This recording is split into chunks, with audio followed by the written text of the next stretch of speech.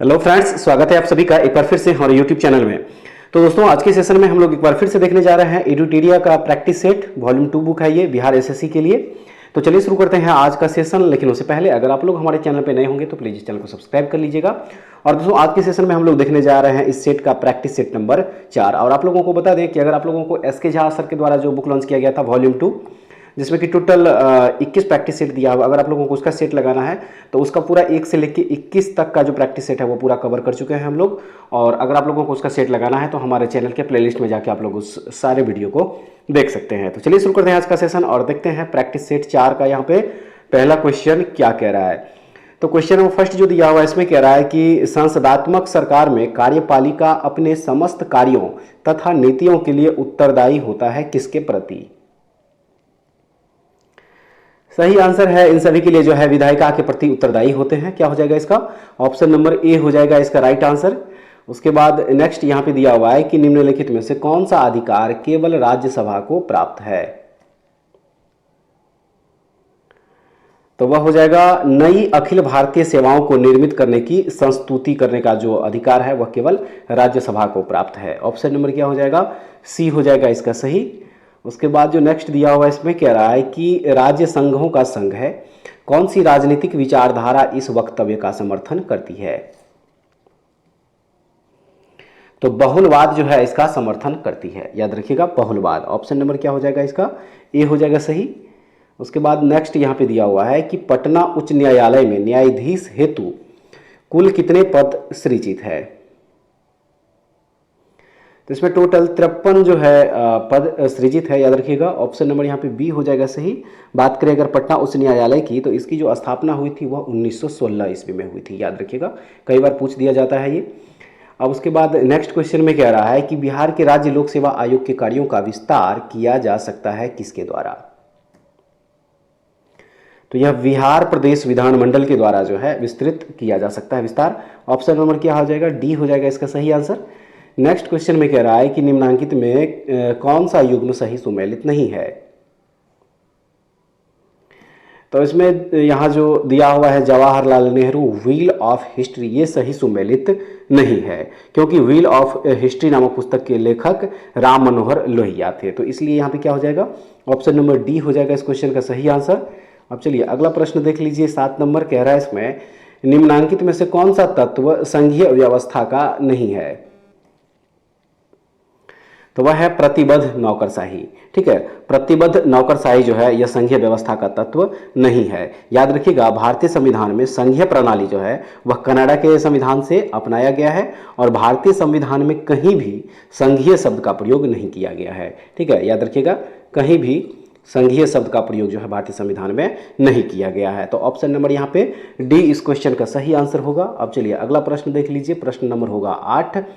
प्रश्न नंबर जो है यहाँ पे 8 हो जाएगा। कह रहा है इसमें कि राज्य विधान परिषद के सदस्य निम्नलिखित में से किस श्रेणी से नहीं चुने जाते हैं। सही हो जाएगा उद्योगपति श्रेणी से जो है नहीं चुने जाते हैं। ऑप्शन नंबर यहाँ पे डी जो है देखिए सही हो जाएगा। अब चलिए अगला प्रश्न देखेंगे। कह रहा है इसमें कि हरिसेन ने प्रयाग प्रशस्ति में दक्षिणा पथ के शासकों की संख्या कितनी बताई है। तो इसमें टोटल उन्होंने 12 शासकों की संख्या बताई है। ऑप्शन नंबर क्या हो जाएगा? बी हो जाएगा इस क्वेश्चन का सही आंसर फ्रेंड्स। चलिए नेक्स्ट क्वेश्चन देख लीजिए। 10 नंबर कह रहा है इसमें कि निम्नलिखित मुगल सम्राटों में से मयूर सिंहासन या तख्त ए ताउस पर बैठने वाला अंतिम शासक कौन था।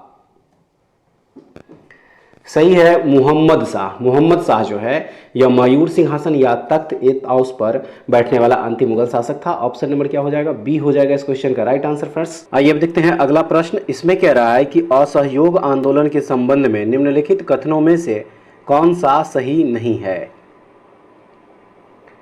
सही हो जाएगा इसमें कि जालियांवाला बाग नरसंहार के कारण महात्मा गांधी ने इस आंदोलन को स्थगित कर दिया था। यह कथन बिल्कुल भी सही नहीं है, इसलिए ऑप्शन नंबर ए इस क्वेश्चन का सही आंसर होगा।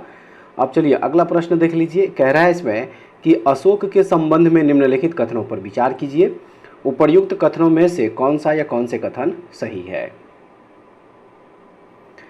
तो इसका सही कथन हो जाएगा केवल 1 और 3 हो जाएगा, यानी कि अशोक माफ कीजिएगा, अशोक ऐसा पहला शासक था जिसने अभिलेखों द्वारा जनता तक अपना संदेश पहुंचाने की कोशिश की और 3 में है कि अशोक ने अपने एक अभिलेख में कलिंग युद्ध का वर्णन किया है। तो ऑप्शन नंबर क्या हो जाएगा, सी हो जाएगा इसका सही आंसर। उसके बाद चलिए अब अगला प्रश्न देखेंगे। प्रश्न नंबर 13 कह रहा है इसमें कि निम्नलिखित में से कौन कुषाणों की दूसरी राजधानी रही है।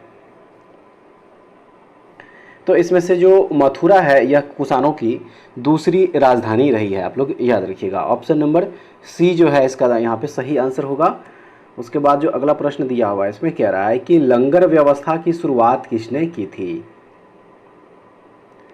तो यह शुरू किया गया था गुरु नानक देव के द्वारा। ऑप्शन नंबर क्या हो जाएगा, ए हो जाएगा इसका सही आंसर।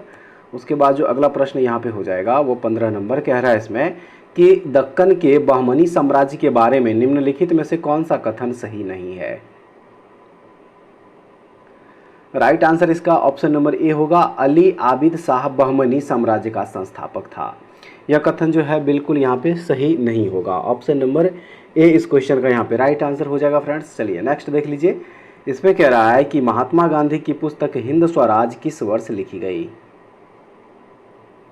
राइट आंसर 1909 ईस्वी में। ठीक है, 1909 ईस्वी में जो है महात्मा गांधी जी के द्वारा हिंद स्वराज पुस्तक लिखी गई थी। ऑप्शन नंबर ए इस क्वेश्चन का यहाँ पे राइट आंसर होगा। अब चलिए नेक्स्ट देख लेते हैं। इसमें कह रहा है कि मुगल काल के निम्नलिखित युद्धों का सही कालानुक्रम क्या है। इसका जो सही आंसर होगा वो ऑप्शन नंबर यहाँ पे सी हो जाएगा। ठीक है, सबसे पहले खानवा का युद्ध, उसके बाद घाघरा का युद्ध, फिर चौसा का युद्ध और सबसे बाद में जो है सामूगढ़ का युद्ध। तो ऑप्शन नंबर सी जो है इसका यहाँ पे देखिए करेक्ट आंसर होगा। अब चलिए अगला प्रश्न देख लेंगे। यहाँ पे प्रश्न नंबर 18 इसमें कह रहा है कि 20 फरवरी 1947 को प्रधानमंत्री एटली ने भारत से ब्रिटिश शासन को कब तक वापस लेने की घोषणा की थी। सही है यहाँ पे जून 1948 ईस्वी इसका सही आंसर होगा। तो ऑप्शन नंबर ए जो है देखिए यहाँ पे सही होगा। अब चलिए अगला प्रश्न देख लीजिए। प्रश्न नंबर होगा 19।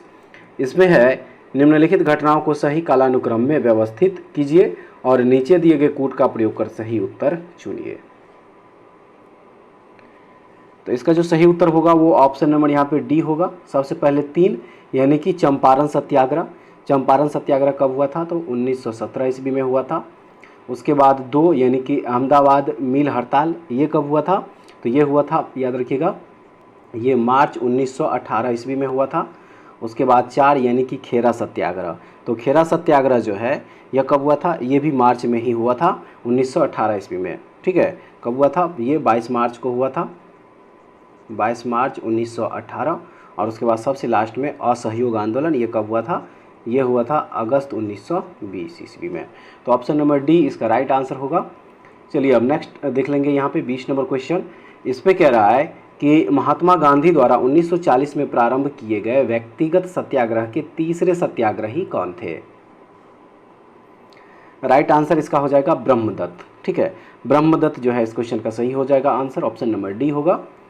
नेक्स्ट दिया हुआ है इसमें कि सयांता की इकाई क्या है। राइट आंसर हो जाएगा पुआइजूली। क्या हो जाएगा इसका, ऑप्शन नंबर बी हो जाएगा सही। चलिए अब अगला प्रश्न देख लीजिए। कह रहा है कि निम्नलिखित युग्मों में से किसका SI मात्रक एक समान है।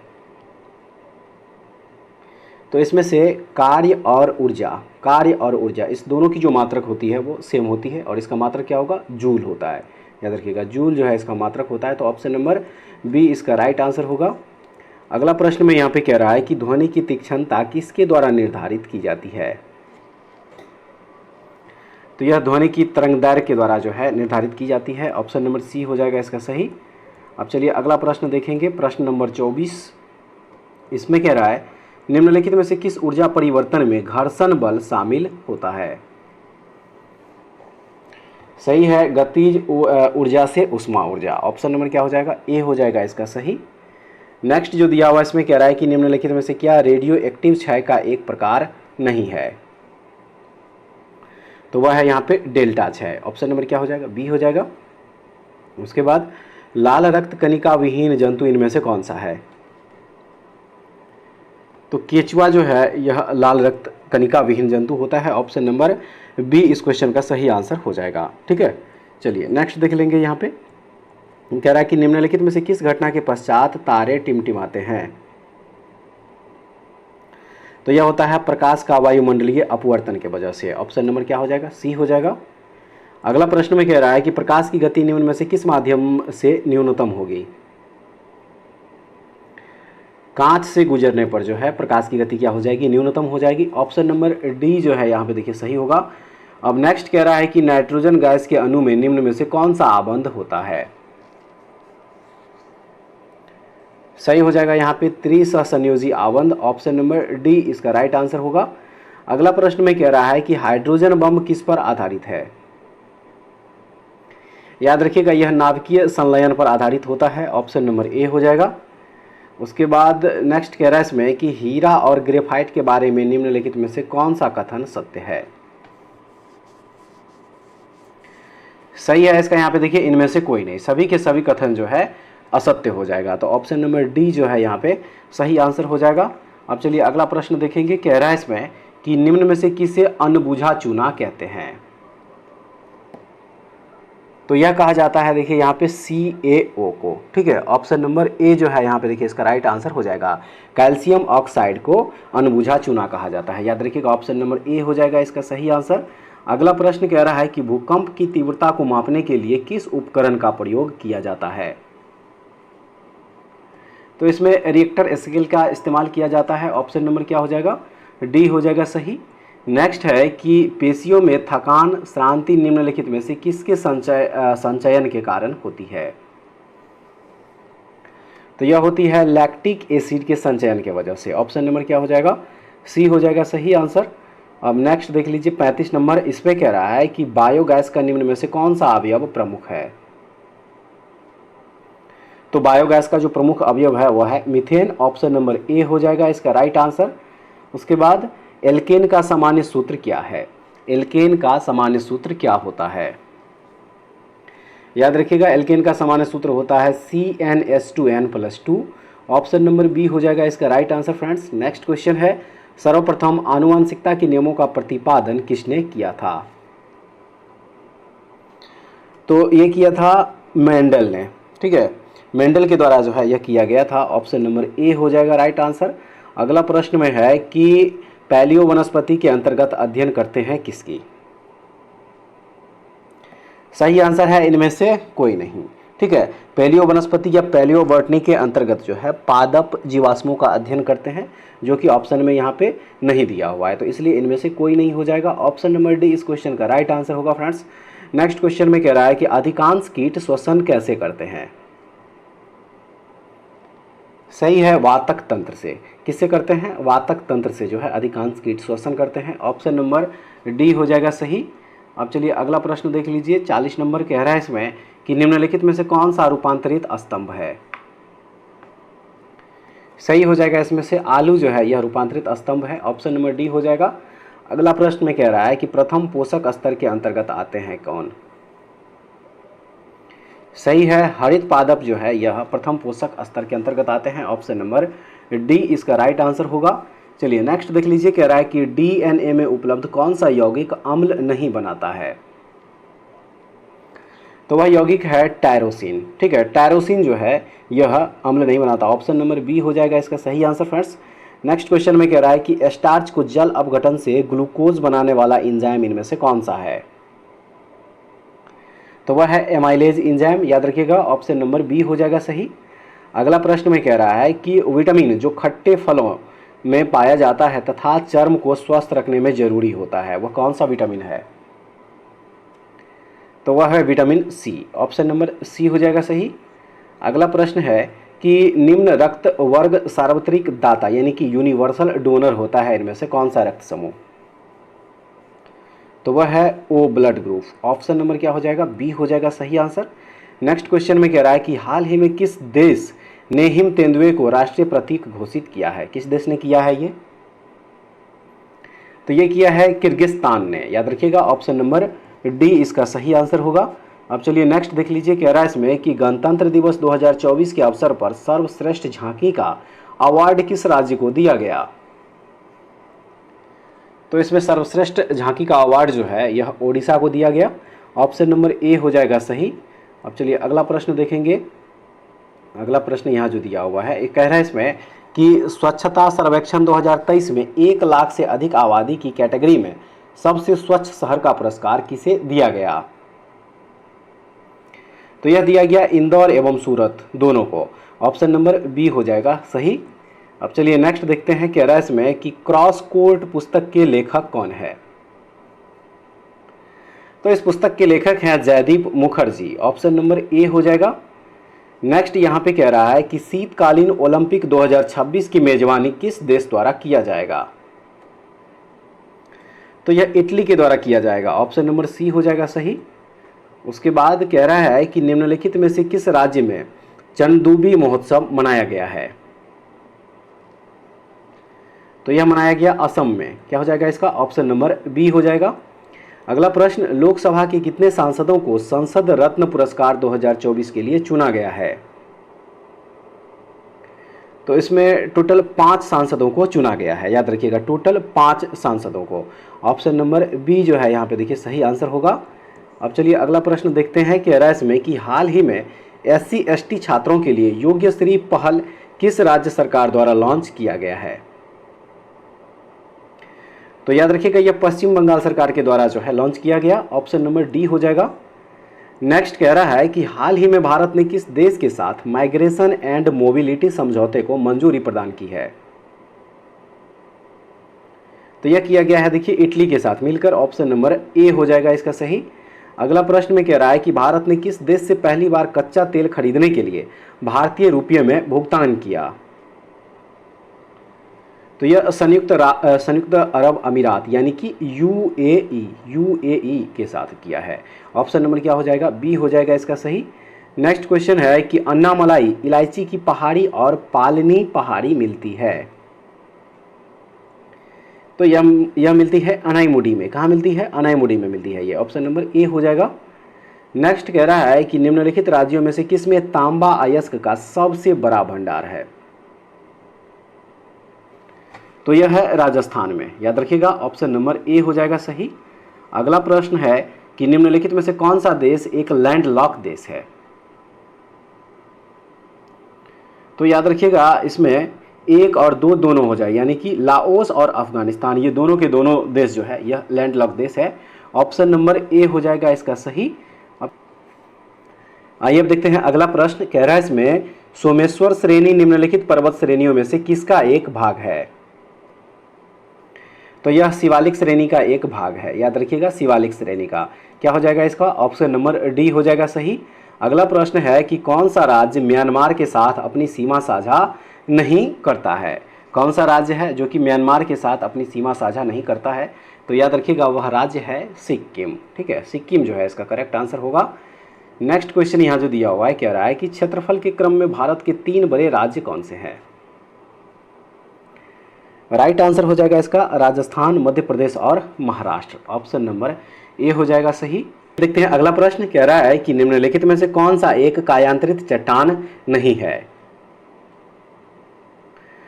तो इसमें से बेसाल्ट जो है यह एक कायांतरित चट्टान नहीं है, बल्कि यह एक आग्नेय चट्टान के अंतर्गत आता है, याद रखिएगा यह एक आग्नेय चट्टान के अंतर्गत आता है। तो ऑप्शन नंबर यहाँ पे डी हो जाएगा सही। अगला प्रश्न है कि भारत और चीन के बीच सीमा रेखा को क्या कहा जाता है। तो भारत और चीन के बीच जो सीमा रेखा है वह है McMahon Rekha, option number A हो जाएगा सही। नेक्स्ट क्वेश्चन है कि जवाहर रोजगार योजना किस पंचवर्षीय योजना में शुरू की गई थी। तो यह शुरू किया गया था 7वीं पंचवर्षीय योजना के दौरान, ठीक है, 7वीं पंचवर्षीय योजना के दौरान, जिसका कार्यकाल था 1985 से 90, ठीक है फ्रेंड्स। तो ऑप्शन नंबर क्या हो जाएगा, डी हो जाएगा सही। नेक्स्ट क्वेश्चन है कि राष्ट्रीय खेल दिवस मनाया जाता है कब। तो यह मनाया जाता है 29 अगस्त को, ठीक है, 29 अगस्त को जो है हॉकी के दिग्गज खिलाड़ी मेजर ध्यानचंद के जन्मदिन के अवसर पर राष्ट्रीय खेल दिवस के रूप में मनाया जाता है, आप लोग याद रखिएगा। तो ऑप्शन नंबर डी इस क्वेश्चन का सही आंसर होगा। नेक्स्ट क्वेश्चन जो दिया हुआ है इसमें कह रहा है कि निम्नलिखित में से कौन सी जनजाति सिक्किम में पाई जाती है। तो इसमें से जो लिंबू जनजाति है यह सिक्किम में पाई जाती है, ऑप्शन नंबर ए हो जाएगा सही। नेक्स्ट क्वेश्चन है कि 2001 से 11 के मध्य जनसंख्या की वृद्धि दर कितनी है। सही आंसर है 17.70%, ऑप्शन नंबर क्या हो जाएगा, बी हो जाएगा। नेक्स्ट क्वेश्चन है कि रुक्मिणी देवी अरुणडेल किस शास्त्रीय नृत्य शैली की प्रसिद्ध कलाकार थी। तो यह थी भरतनाट्यम की। ऑप्शन नंबर क्या हो जाएगा, बी हो जाएगा। अगला प्रश्न में कह रहा है कि जीवाणु प्रौद्योगिकी संस्थान कहाँ स्थित है। तो यह स्थित है चंडीगढ़ में। क्या हो जाएगा इसका, ऑप्शन नंबर बी इसका सही आंसर होगा।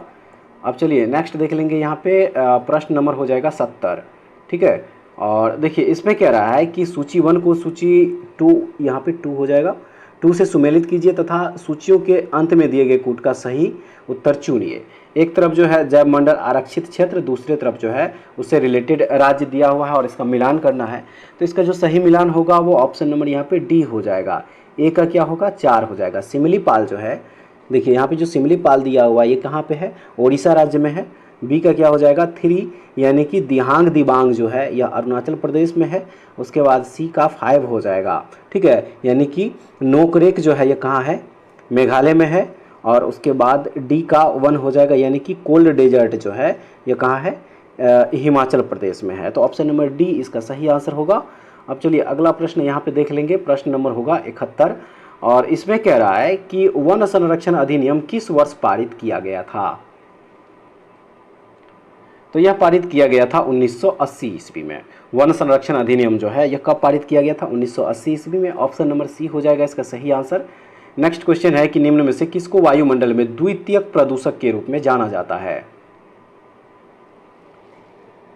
तो इसका जो राइट आंसर हो जाएगा फ्रेंड्स वो हो जाएगा यहाँ पे ऑप्शन नंबर ए, यानी कि O3 को, ठीक है, O3 को। उसके बाद चलिए नेक्स्ट देख लेंगे। यहाँ पे देखिए इस पे कह रहा है कि निम्नलिखित में से कहाँ अंतर्राष्ट्रीय समुद्री संगठन का मुख्यालय स्थित है।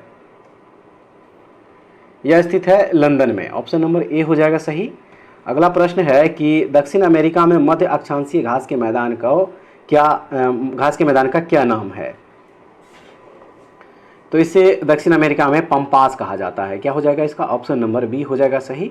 उसके बाद नेक्स्ट है वह देश जो विश्व में रेशम का सबसे बड़ा उत्पादक है वह कौन सा देश है।